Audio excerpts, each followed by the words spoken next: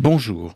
Il aura fallu 63 ans pour que soit publié le journal d'Ellenberg, écrit entre 1942 et 1944 par cette étudiante juive parisienne déportée à Auschwitz en mars 1944 et décédée en avril 1945, quelques jours avant la libération du camp de Bergen-Belsen. Le manuscrit du journal, conservé aujourd'hui au Mémorial de la Shoah, a été édité en 2008. À sa lecture, le compositeur belge Bernard Fockroul en a été bouleversé, saisi par ce qu'il contient de peur, de doute, de citations musicales et littéraires, mais aussi de goût de la vie, de légèreté et d'amour.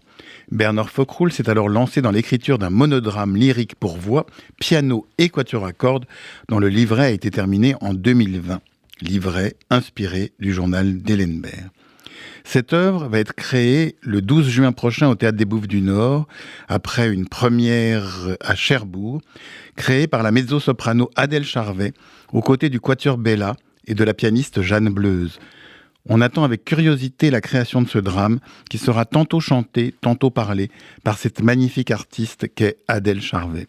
Et ce d'autant plus qu'outre sa valeur historique et son caractère bouleversant, le journal d'Ellenberg nous donne l'image d'une jeune femme amoureuse de la musique. Elle y parle beaucoup de Mozart, Jean-Sébastien Bach, Jean-Chrétien Bach, Schubert et Schumann.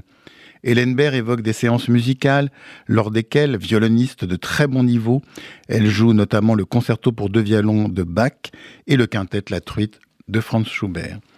Ce journal reflète la culture musicale d'un monde cultivé de l'époque et surtout l'importance que revêtait la culture face à la barbarie nazie.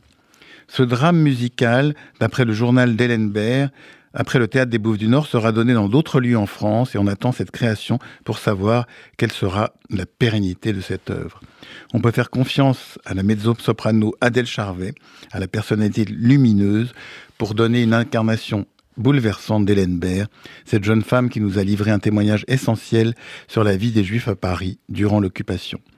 Quant à moi, en attendant cette représentation du 12 juin prochain, dans ce bel écrin qu'est le Théâtre des Bouffes du Nord, j'aurai le plaisir de vous retrouver dimanche prochain pour une nouvelle interview. Bonne journée sur RCJ.